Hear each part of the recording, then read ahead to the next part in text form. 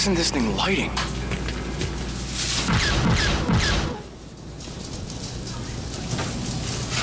What'd I tell you about the blasting?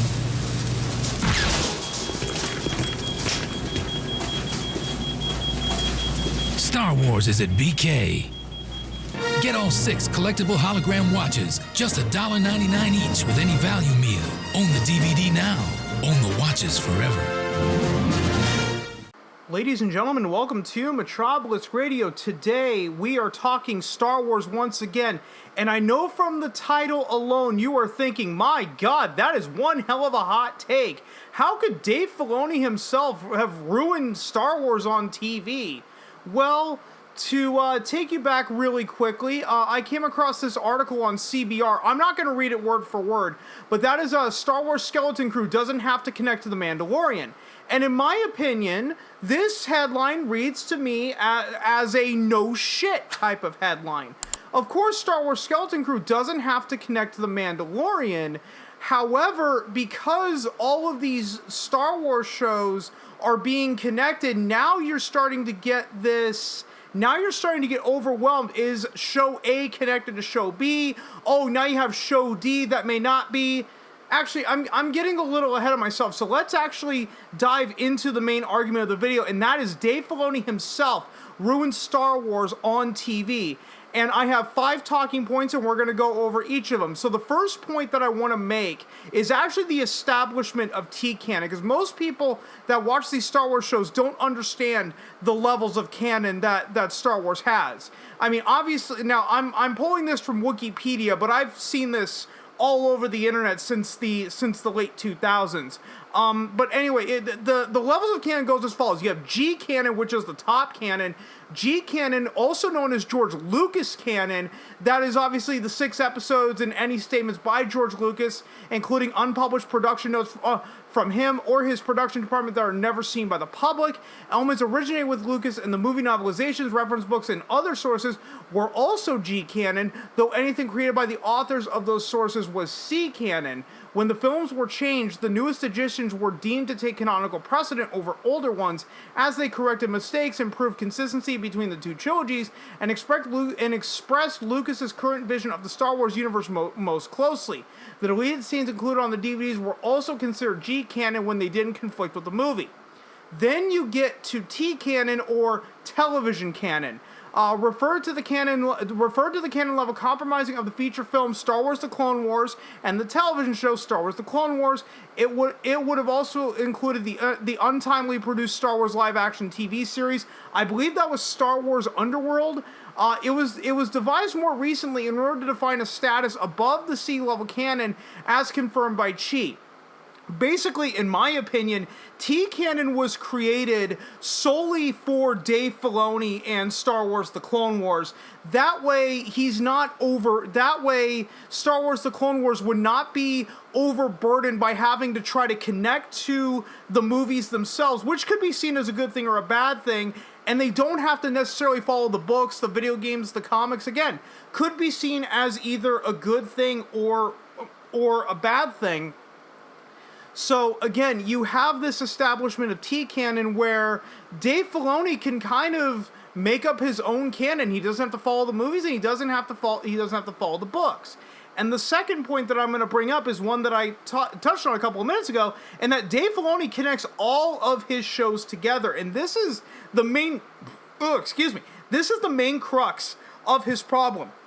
Star Wars: The Clone Wars, Star Wars Rebels, The Mandalorian, The Book of Boba Fett, the Obi-Wan Kenobi series are all interconnected, right? When in the second season of The Mandalorian, when Bo-Katan came in, I believe it was episode 3. Unless if you've seen Star Wars: The Clone Wars, you have absolutely no idea who Bo-Katan is. You also don't understand the significance of the Darksaber if you've never seen Star Wars Rebels. What else was there? Oh, the Book of Boba Fett finale, when they brought back Cad Bane, and Boba Fett, spoiler alert, Boba Fett kills him. But unless if you've seen Star Wars: The Clone Wars, or you know that Cad Bane was Boba Fett's mentor, that ending had virtually no value or meaning to the casual audience. In fact, most of the casual audience is probably watching the Book of Boba Fett going, who the hell is this Cad Bane guy?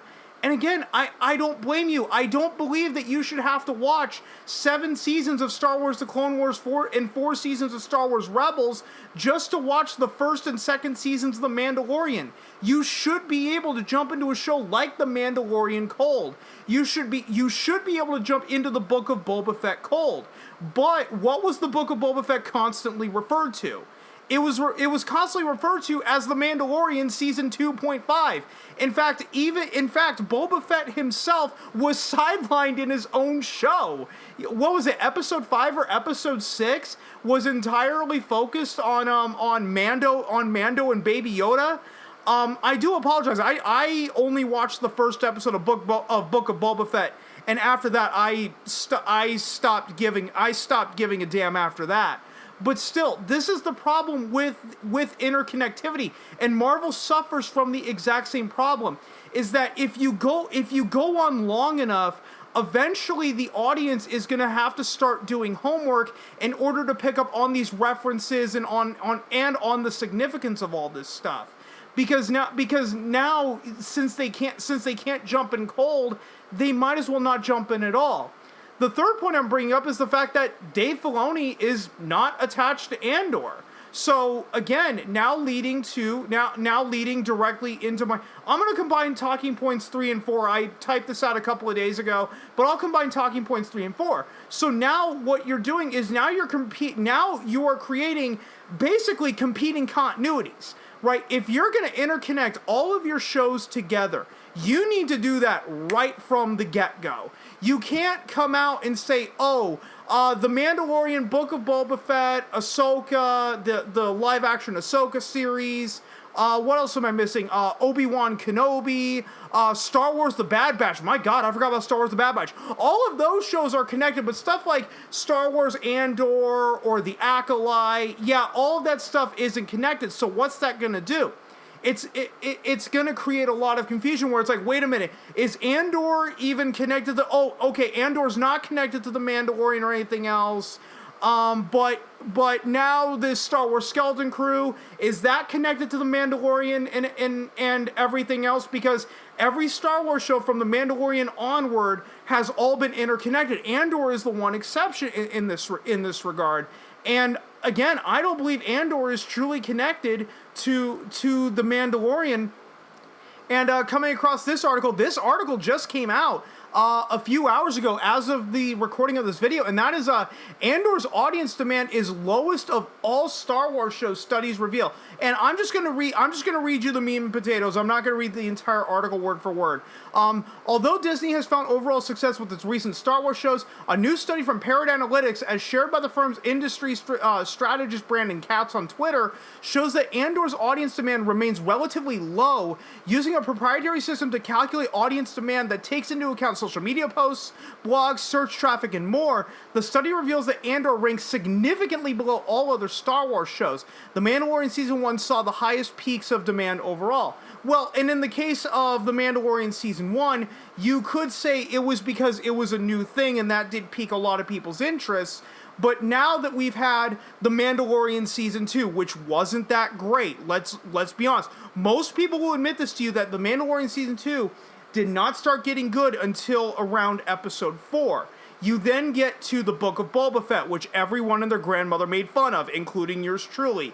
Then you add in the Obi-Wan Kenobi series, which was just poorly written fan fiction. And then you add in the fact that The Bad Batch essentially just came and went. I mean, it did have, The Bad Batch released on Disney+. It has as close to a full season order as you're going to get from Star Wars. And virtually nobody talks about it, despite the fact that The Bad Batch had 16 episodes in the first season. So still, don't tell me that Dave Filoni interconnecting all of his Star Wars shows has not caused some damage. And the fifth and final talking point is I want to touch on why Marvel is beating Star Wars on Disney+. It is rather simple. For better or for worse, I'm not here to debate this point. This is a separate debate for another time. But for better or for worse, all of the Marvel shows on Disney Plus are interconnected. So you're going to watch WandaVision, then go into the Falcon and the Winter Soldier, then Loki, then What If, then She-Hulk, then Hawkeye, you know, so on and so forth. At least people understand, hey, all of these shows are in fact interconnected, which, you know, we could say does alienate a fan base over time, but again, for better or for worse, at least Marvel's coming out and saying, hey, this is all connected. But now that you had Star Wars do that from The Mandalorian onward, and now you have this Andor show where if its connection to The Mandalorian is up in the air, now you're creating all of this unnecessary confusion because Dave Filoni wanted to connect all of his shows together. You have to watch Star Wars The Clone Wars and Star Wars Rebels, like I said, to understand some of the significance of some of these things.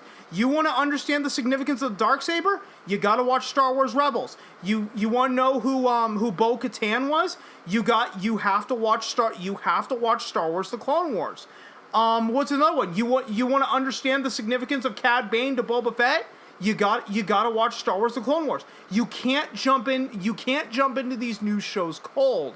And that in my opinion is why I feel Dave Filoni absolutely ruined Star Wars on TV. He wants to interconnect all of his shows, but the rest of the shows, it's really up in the air whether or not they're even going to be connected or not. So now you enter into the state of analysis paralysis, and it's like, well, wait, do I need to watch Andor to watch The Mandalorian Season 3? Do I have to watch The Acolyte in order to watch Andor Season 2? Because unfortunately, that's the precedent that's already been set, and that is damage that Disney themselves unfortunately just cannot undo, because you allowed one guy to have too much fucking power over your television department. And guys, I'm going to go ahead and end the video right here because I know I've probably dragged this out way longer than it needs to be. If you stuck around this long, thanks so much for doing so. And if you've been following me long enough, you know I'm terrible at ending these videos, so I will just see you guys next time.